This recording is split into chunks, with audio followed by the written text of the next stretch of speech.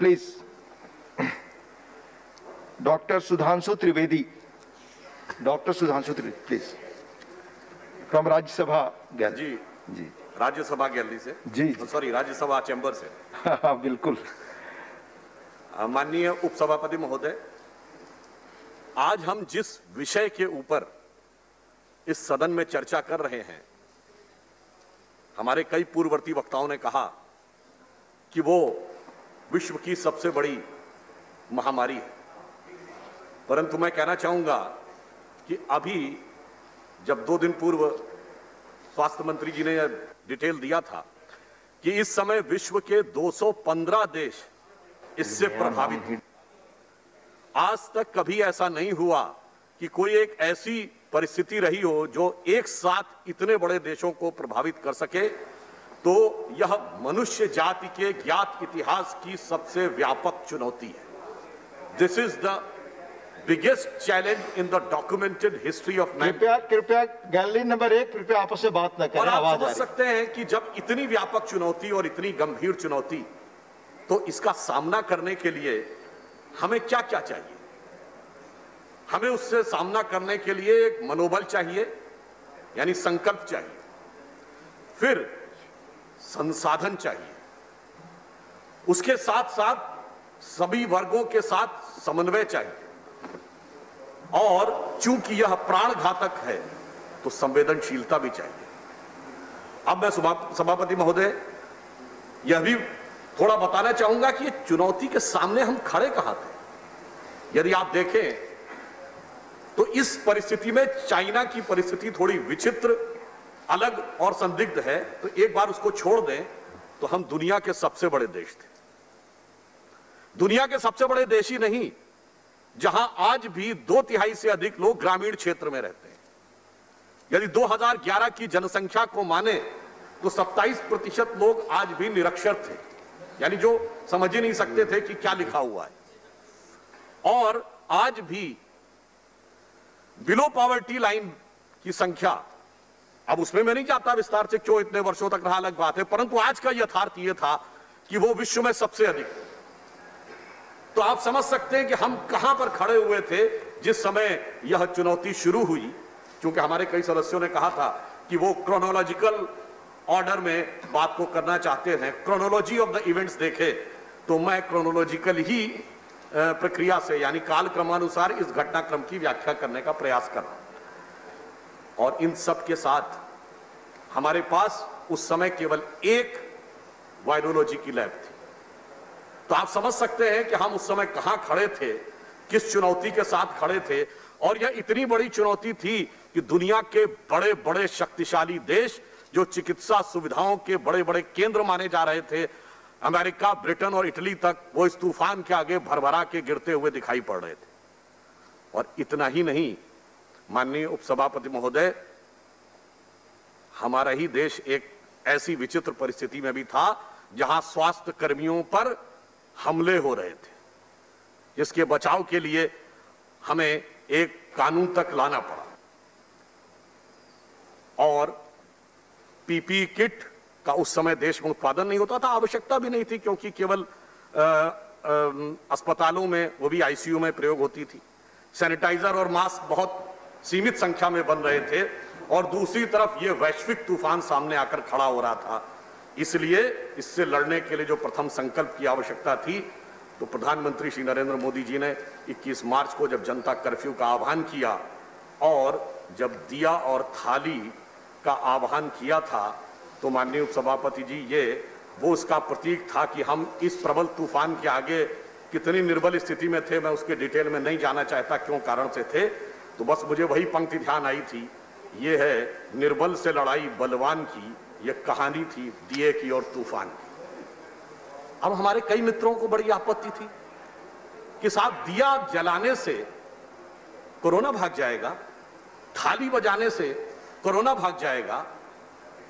मैं पूरी विनम्रता से कहना चाहता हूं, क्या सामाजिक मनोविज्ञान और राजनीतिक मनोविज्ञान को हम नहीं समझते? मैं पूरे सम्मान के साथ कहना चाहता हूं कि जो लोग ये कह रहे हैं वो इतिहास भूल गए।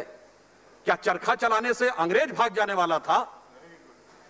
नहीं, चरखा एक प्रतीक था भारत की चरखा, हाँ बिल्कुल मैं जवाब दे रहा हूं मान्यवर, सुनिए तो सुनिए मैं जवाब दे रहा हूं। चरखा एक प्रतीक था जो महात्मा गांधी जी ने चुना, जो भारत, कोई और बात रिकॉर्ड पे नहीं जाएगी, आप बोलो। राष्ट्रीय चेतना के कोई और बात रिकॉर्ड पे नहीं जाएगी प्लीज। जिस एक बिंदु पर कपड़ा बने और विदेशी का बनाने की, आप बताएं। सुनिए, वही कहना चाह रहा हूँ, मैं वही बात बताना चाह रहा हूँ। प्लीज कृपया सीट पर बैठ करना प्लीज। ये समझ में आ जाएगा। देखिए, आपकी बात के अलावा कोई और बात रिकॉर्ड पे नहीं जा रही है, आप प्लीज बोले। महात्मा गांधी जी ने चरखे को एक प्रतीक बनाया, प्लीज। वह प्रतीक बना संपूर्ण भारतीय जनमानस की भावनाओं का केंद्र बिंदु, और वहां से ब्रिटिश राज को उखाड़ने का संकल्प उठा था। उसी प्रकार से प्रधानमंत्री श्री नरेंद्र मोदी जी ने उस दिए को एक प्रतीक बनाया जिसपे संपूर्ण राष्ट्र की चेतना सम्मिलित रूप में आकर इस लड़ाई से लड़ने के लिए आगे बढ़ी। इसलिए मैं कह रहा हूं, इस संकल्प के मनोविज्ञान को समझने की आवश्यकता है। अब हमारे कई विरोधी अभी बोल रहे थे, संजय राउत जी ने कहा कि साहब हमारे पूर्व वक्ता डॉक्टर विनय सहस्त्रबुद्धे जी ने महाराष्ट्र सरकार पे किया। अरे हमें कुछ कहने की आवश्यकता है क्या? सभापति महोदय, आपने इसी सदन में देखा कि महाराष्ट्र सरकार के दो घटक दलों के बीच का मनोभाव कैसे उभर कर सामने आ गया कि मेरा हिस्सा ज्यादा कि तेरा हिस्सा ज्यादा।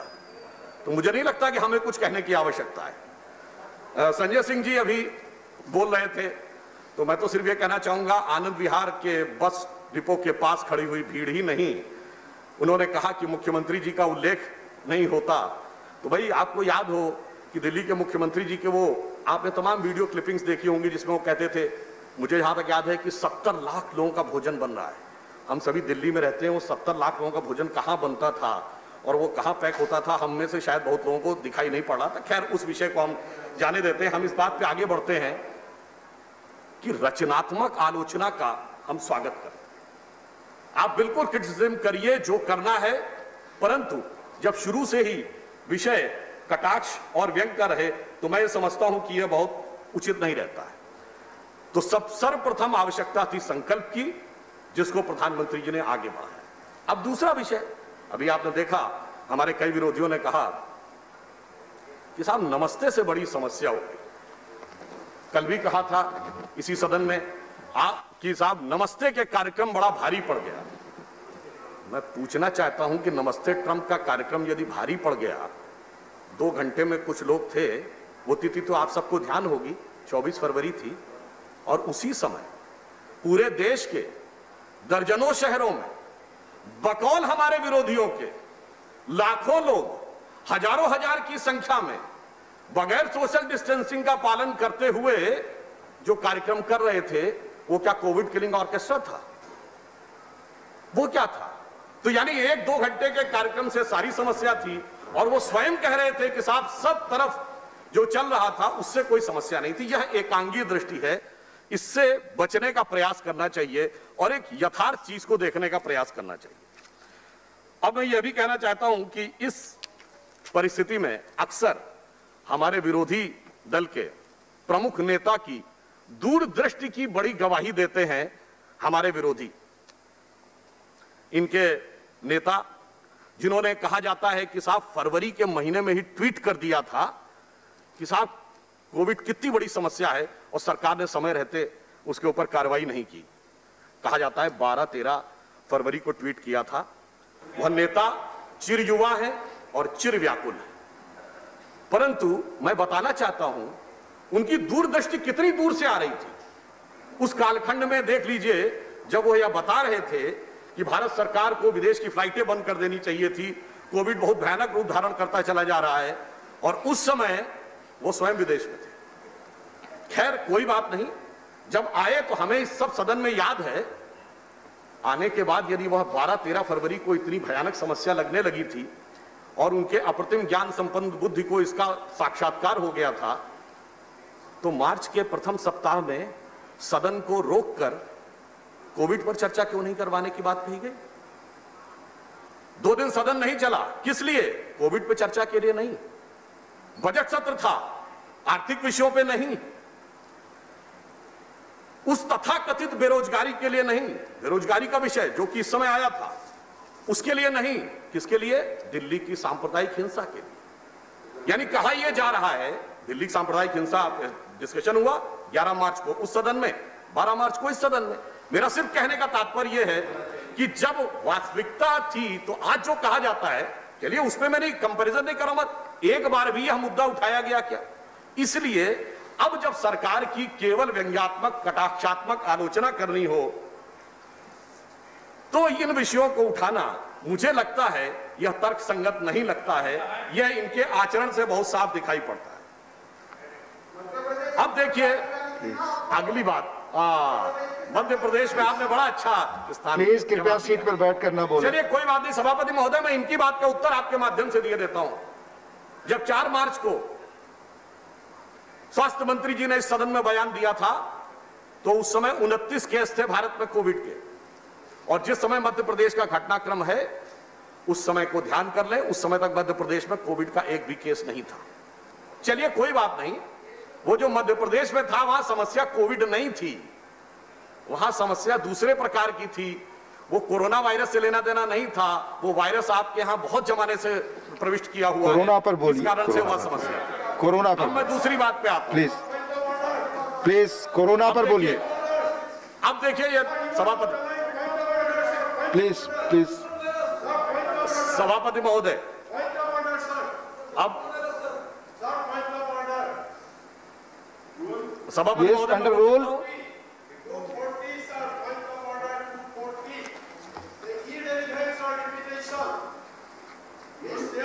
After having called the attention of the council to conduct of a member who persists in irrelevance, he is saying the irrelevance thing, sir.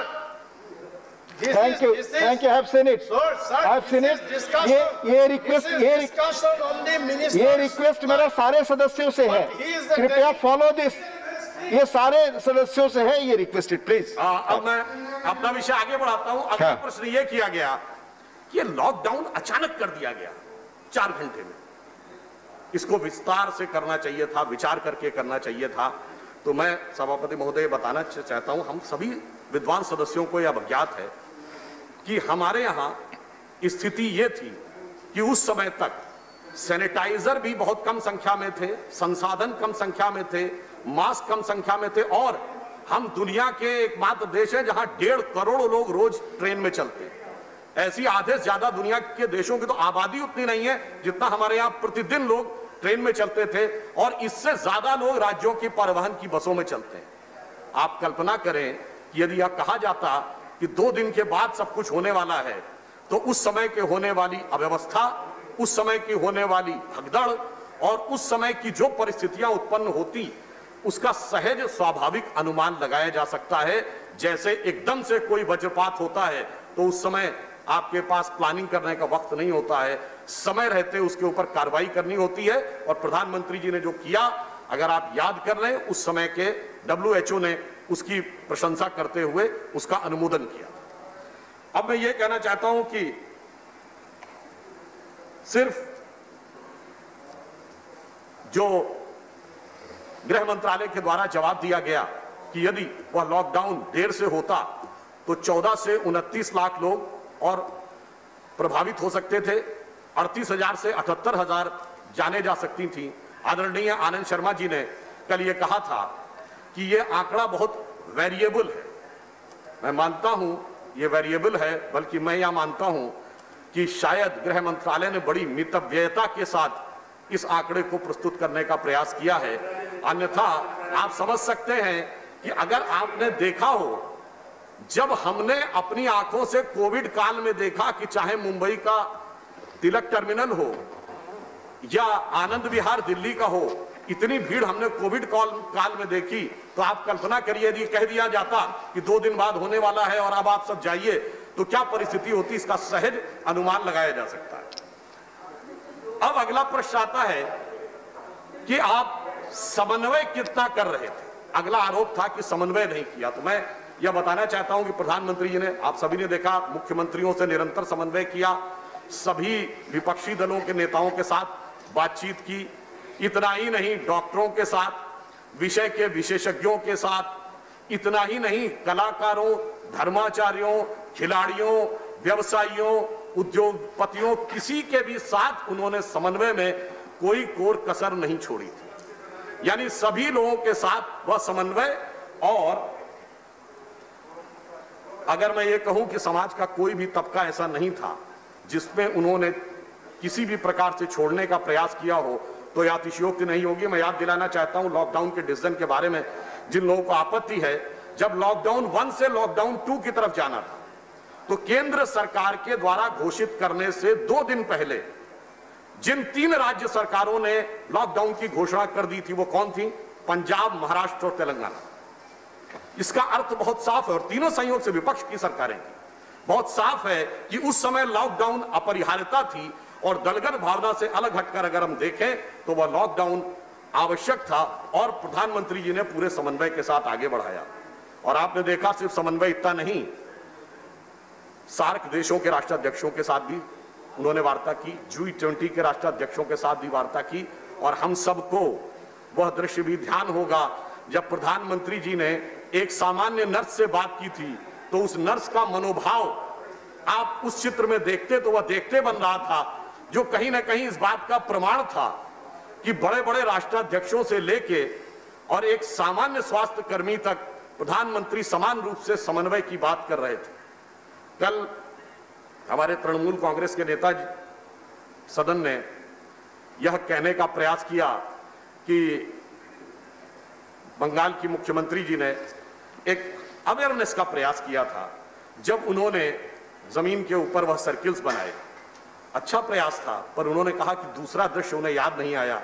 तो मैं कहना चाहता हूं, आप भूल गए, मुख्यमंत्री के द्वारा जमीन पर सोशल डिस्टेंसिंग का संदेश देते हुए सर्किल बनाने का दृश्य याद है, प्रधानमंत्री के द्वारा स्वच्छता का संदेश देते हुए झाड़ू लगाने का चित्र नहीं याद था।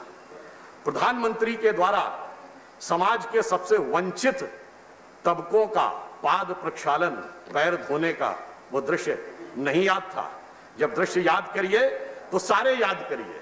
और वैसे तो देखिए, तस्वीर की जहां तक बात है तो थोड़ा सा मैं कहना चाहूंगा, भाई पश्चिम बंगाल के मुख्यमंत्री जी की भी एक बड़ी विशेष तस्वीर हुआ करती थी। जब हम लोग कोलकाता जाते थे तो यत्र तत्र सर्वत्र दिखती थी, आजकल वो नहीं दिखती है। और अब तो सभापति महोदय इंटरनेट पे भी आसानी से नहीं दिखती है। अब शायद वो तस्वीर तसव्वुर में चली गई है, इसलिए वो अब हृदय पटल पे होगी और दृश्य पटल पर दिखाई नहीं पड़ती। अब मैं ये कहना चाहता हूं कि अब अगर हम आगे बढ़े तो समन्वय के साथ साथ अगला प्रश्न आता है संसाधन। हमने क्या किया इन महीनों में? हमने यह किया कि एक लैब थी, वहां से बढ़ते हुए हम 1705 लैब तक। आज देश का कोई ऐसा जिला नहीं है जहां पर कि कोविड की लैब उपलब्ध ना हो, जबकि पहले स्थिति यह थी कि वो केवल एक थी पुणे में, पूरे देश में और कहीं नहीं थी। कई दिन लगते थे उस वायरोलॉजी के टेस्ट करने में। आज स्थिति यह है कि हेल्थ मिनिस्टर साहब ने बताया कि 10.94 लाख टेस्ट पर डे किए जा रहे हैं, जो इस समय भारत वैश्विक मानक से ऊपर चल रहा है टेस्ट करने के मामले में। एक भी पीपीई किट नहीं बनती थी, आज 1.93 करोड़ पीपीई किट बनने का आदेश और 1.29 करोड़ पीपीई किट बन चुकी है। जहां तक दवाओं की बात है, हमने भारी मात्रा में दवाएं न सिर्फ यहां बनाई है बल्कि तमाम देशों को एक्सपोर्ट भी की हुई है। अगर आप ये देखें तो हाइड्रोक्लोरोक्विन या अन्य दवाओं के साथ पहली बार एक संयोग भी रहा कि अमेरिका के एफडीए ने अपनी मार्केट में भारतीय दवाओं को मंजूरी दी, जो अभी तक भारतीय कंपनियों की दवाओं को वह मंजूरी नहीं मिलती थी। आज जब हाइड्रोक्लोरोक्विन के मामले में उन्होंने परमिशन दी कि मार्केट में वो सेल कर सकते थे, और इसलिए उन्होंने बुलाया भारतीय कंपनियों को कि भारत के ही प्रोडक्ट को बुलाया। सामान्यतः वो भारत के किसी प्रोडक्ट को स्वीकार नहीं करते। अब मैं दूसरी बात कह रहा हूं, देखिए WHO का कहना था कि कितने टेस्ट पर मिलियन होने चाहिए, न्यूनतम 140। हमारे यहाँ इस समय 740 के आसपास पर मिलियन टेस्ट हो रहे हैं। तो जो पहले एक बात थी कि टेस्टिंग नहीं हो रही है, टेस्टिंग अब प्रचुर मात्रा में हो रही है, क्योंकि जो संसाधन बढ़ते चले गए, संसाधनों के विस्तार के साथ सरकार ने टेस्टिंग को भी आगे उसी हिसाब से बढ़ाने का प्रयास किया। इन कुछ महीनों में 13,14,646 आइसोलेशन बेड बने, 2,31,093 ऑक्सीजन से युक्त बेड बने, 62,000 से अधिक आईसीयू बेड बने, जिसमें 32,575 वेंटिलेटर युक्त बेड। जबकि उल्लेखनीय बात यह है कि जब यह क्राइसिस शुरू हुई तब वेंटिलेटर हमारे यहां नहीं बनते थे। अब वेंटिलेटर बन भी रहे हैं और अब बाहर भी भेज रहे हैं। तो अगर हम इस प्रकार, और अगर हम कुल मिला के देखें तो इस समय देश में 15,284 कोविड सेंटर्स हैं और 12,826 आइसोलेशन सेंटर्स हैं। यानी इन महीनों में संसाधनों की अभिवृद्धि जितनी की जा सकती थी वह हमने करने का पूरा प्रयास किया है। और इसी दिल्ली में 10,000 की क्षमता वाला वह एक कोविड हॉस्पिटल है, जिसका उद्घाटन गृह मंत्री श्री अमित शाह जी ने किया था और जिसमें भारत के केंद्रीय जो रिजर्व पुलिस फोर्स हैं उन लोगों ने उसे खड़ा करने में महत्वपूर्ण भूमिका निभाई। उसके लिए हम उनका अभिनंदन करते हैं। अब जैसा कि स्वास्थ्य मंत्री जी ने बताया था कि 3 वैक्सीन के ऊपर एडवांस स्टेज में काम चल रहा है। अभी समाचार पत्रों में आया था कि शायद रूस से वैक्सीन खरीदने की प्रक्रिया भी आगे चल रही है। तो ये वो चीजें हैं जो संसाधनों के विकास में हम आगे बढ़ने का प्रयास कर रहे हैं। परंतु इसी के साथ हमने एक नई प्रक्रियाओं का भी प्रयास किया। जो हम सिर्फ एक ही प्रकार की चिकित्सा पद्धति से यह संदेश या समाधान पाने का प्रयास करेंगे, इसलिए इंटरडिसिप्लिनरी आयुष टास्क फोर्स का गठन किया गया। पहली बार आयुर्वेद और CSIR मिलकर रिसर्च करेंगे, क्योंकि जनरल इम्यूनिटी को बढ़ाने की जो क्षमता आयुर्वेद और अन्य चिकित्सा पद्धतियों में है वो सामान्य चिकित्सा पद्धतियों में नहीं थी। तो इसका भी एक प्रयास किया गया। और पहली बार ऐसा हो रहा है जब उन गैर परंपरागत चीजों को, जिनको गैर परंपरागत चिकित्सा माना जाता था, मेन स्ट्रीम से हटकर उनको मेन स्ट्रीम में लाकर वैज्ञानिकता के साथ स्थापित करने का प्रयास किया जा रहा है। यानी वैक्सीन भी और इम्यूनिटी बढ़ाने का प्रयास भी, और यह एक अल्टरनेटिव टेक्नोलॉजी से आगे बढ़ने का वह प्रयास भी किया जा रहा है। यह मैं सिर्फ यह बताना चाहता हूं कि हम लोगों ने संसाधनों में आगे बढ़ने का कितना कार्य किया। अभी हमारे एक सम्मानित सदस्य उत्तर प्रदेश के बारे में प्रश्न कर रहे थे, तो मैं सिर्फ यह कहना चाहूंगा कि उत्तर प्रदेश जनसंख्या में लगभग ब्राजील के बराबर है। और आज अगर आप तुलना करें तो उत्तर प्रदेश की जनसंख्या 23.78 करोड़ है और ब्राजील की जनसंख्या 21 करोड़ है। परंतु ब्राजील में 34.6 लाख केस हैं और उत्तर प्रदेश में 1.1 लाख केस हैं, 1.11 लाख। डेथ जहां तक है ब्राजील में 1.72 लाख हुई हैं और उत्तर प्रदेश में 2,867, जबकि टेस्टिंग उत्तर प्रदेश में इस समय सर्वाधिक हो रही है। इसका अर्थ यह हुआ कि देश तो छोड़िए, जो उत्तर प्रदेश के बारे में प्रश्न कर रहे थे, चूंकि मैं उत्तर प्रदेश से आता हूं, तो उत्तर प्रदेश की सरकार ने कोविड को नियंत्रण करने में इतना महत्वपूर्ण कार्य किया है कि अगर हम ब्राजील के इंफ्रास्ट्रक्चर से तुलना करें तो वो काफी बड़ी एक उपलब्धि नजर आती है। अगला विषय यह आता है सभापति महोदय कि सिर्फ संसाधन ही नहीं, संवेदनशीलता भी चाहिए। यदि संवेदनशीलता की बात आती है तो प्रधानमंत्री जी ने जब यह घोषणा की कि देश के 80 करोड़ गरीबों को, और अब तो किया नवंबर के महीने तक राशन मिलेगा, मुफ्त मिलेगा, ये और कोई नहीं, ऐसी कोई, इसमें मैं कोई नहीं कह रहा कि ये कोई बहुत बड़ी बात उनके लिए किया, सिर्फ संवेदनशीलता का प्रमाण। जिस समय हमने कहा कि मिडिल क्लास के लिए EMI में छूट हो या MSME के लिए परिभाषा में ही बदलाव कर दिया गया, यह सिर्फ संवेदनशीलता का प्रमाण था। ऐसा नहीं, लोगों को सीधे खाते में धन भी दिया गया और अनाज भी दिया गया।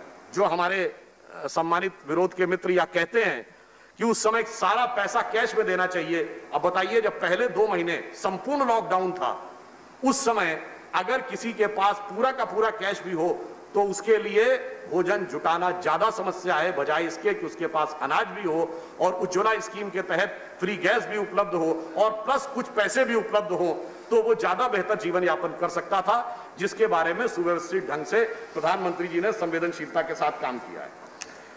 अब मैं एक और बात भी कहना चाहूंगा कि हमारे विपक्ष के मित्र अक्सर शायद यह बात भूल जाते हैं कि वो सिर्फ विपक्ष में नहीं है, वो अनेक राज्यों में सत्ता पक्ष में भी है। और अगर आप सभी लोग ध्यान दें तो उत्तर भारत में सबसे समृद्ध राज्य कौन माना जाता है? पंजाब। पश्चिम भारत में देखिए तो जहां आर्थिक राजधानी है महाराष्ट्र। पूर्वी भारत में सबसे बड़ा राज्य और सबसे सक्षम राज्य बंगाल। और वह राज्य जहां की स्वास्थ्य सुविधाएं मूल रूप से स्वास्थ्य जागरूकता सबसे अच्छी है वह है केरल, जहां के स्वास्थ्य कर्मियों की देश में ही नहीं दुनिया में मांग रहती है। तो बेहतर यह रहता कि वो इन राज्यों में जिनके पास वैसे भी अच्छे साधन हैं कुछ कर दिखाते और फिर हमारे सामने उदाहरण प्रस्तुत कर देते, क्योंकि हेल्थ एक प्राइमरी स्टेट सब्जेक्ट है। अपने संसाधनों से करके दिखाते और फिर कहते देखिए साहब हमने ये किया, आप हमारे सामने उदाहरण करते। ये होता रचनात्मक। अब परंतु अब आप याद करिए जिस समय कोविड के दौर में राहुल गांधी जी तमाम लोगों से बातचीत कर रहे थे, उन्होंने नोबेल पुरस्कार विजेता अभिजीत बनर्जी से भी बात की थी। आप में से कोई भी जाके चेक कर सकते हैं। जब मजदूरों का विषय आया और वो मुंबई के संदर्भ में था तो अभिजीत बनर्जी जी का विचार था, ये कोई हमारा विचार नहीं है, कि मजदूरों की समस्या मूलतः स्थानीय सरकारों की समस्या है और उन लोगों को इसको अधिक सक्रियता से लेना चाहिए। केंद्र सरकार उसमें सिर्फ सहयोग कर सकती है और केंद्र सरकार ने अपनी तरफ से जो सहयोग करने का प्रयास किया उसमें चाहे ट्रेन के माध्यम से लाखों मजदूरों को अपने गंतव्य तक पहुंचाना हो अथवा वंदे भारत मिशन के द्वारा विदेश में फंसे हुए भारतीयों को लाना हो, इस प्रकार के सभी संवेदनशीलता के साथ कार्य हमारी सरकार ने इस दरमियान में किए। अब वैसे विपक्ष की सरकारों ने भी कुछ अच्छे काम का न्यूज बनाई थी उस समय। याद करिए जब कोविड का प्रारंभिक दौर था सभापति महोदय, तो हम लोग भीलवाड़ा मॉडल की बात करते थे। फिर बाद में कुछ ऐसा हुआ कि वो भीलवाड़ा मॉडल चलाने वाली सरकार खाली बसों को भगाने में और भागते विधायकों को बचाने के बीच के गड़बड़ झाले में फंस गई, तो फिर भीलवाड़ा मॉडल पार्श्व में जाता चला। अब राज्य सरकार ने अपनी बात मैंने तो जो बात कही कि संकल्प भी चाहिए था, समन्वय भी चाहिए था, संवेदनशीलता भी चाहिए थी और संसाधन भी चाहिए था, ये हम लोगों ने सब किया। परंतु एक बात ये कहना चाहूंगा कि देखिए एक विकराल समस्या यदि सामने नजर आती है जिसका कि कोई सहज सामान्य समाधान नहीं नजर आ रहा हो, जिसको देखकर अक्सर बड़े बड़े लोगों की बुद्धि विकल हो जाती है, जहां अनुमान और अक्कल से लेकर समाधान निकालना हो, क्यों स्टैंडर्ड ऑपरेटिंग कोई प्रोसीजर नहीं होता है, तो ऐसे समय में आत्मबल से युक्त जो नेतृत्व है वो बुरे दौर में कैसे देश का नेतृत्व करता है उसका प्रमाण होता है। और आज हमारे आदरणीय प्रधानमंत्री श्री नरेंद्र मोदी जी का जन्मदिन भी है, तो मैं स्मरण करता हूं कि उन्होंने जिस दृढ़ता का परिचय दिया इस समय में, इस विचित्र परिस्थिति में, जिसका कि समाधान तो छोड़िए स्वरूप भी किसी के सामने स्पष्ट नहीं था, तो यह पंक्ति उनके लिए कहता हूं, यह संसार मनुष्य के लिए एक परीक्षा स्थल है, दुख है प्रश्न कठोर देखकर होती बुद्धि विकल है, किंतु स्वात्म बल विज्ञ सत्पुरुष, आत्मबल से विज्ञ सत्पुरुष जैसे मोदी जी, किंतु स्वात्म बल विज्ञ सत्पुरुष सही पहुंच अटकल से हल करते हैं प्रश्न सहज ही अविरल मेधा बल से। और अंत में मैं कहूंगा आरोप प्रत्यारोप आक्षेप ये सब चलते रहेंगे। मैंने दिए से शुरू किया था, दिए पर ही समाप्त करूंगा। अभी ये पूरा इसके साथ संघर्ष बाकी है। डॉक्टर सुधांशु जी कंक्लूड करिए प्लीज। तो अटल जी की पंक्ति कह के समाप्त करूंगा, आहुति बाकी यज्ञ अधूरा, आहुति बाकी यज्ञ अधूरा, अपनों के विघ्नों ने घेरा, अंतिम जय का अस्त्र बनाने बन दधीच हड्डियां जलाएं, आओ मिलकर दिया जलाएं। धन्यवाद। माननीय एलओपी